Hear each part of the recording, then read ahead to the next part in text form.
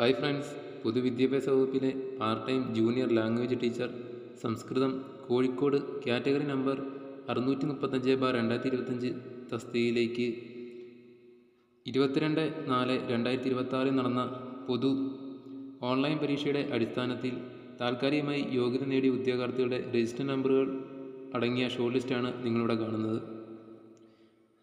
Main ലിസ്റ്റിലും supplementary ലിസ്റ്റിലും ഉൾപ്പെട്ട ഉദ്യോഗാർത്ഥികളുടെ register നമ്പറുകൾ നിങ്ങൾക്കിവിടെ കാണാം.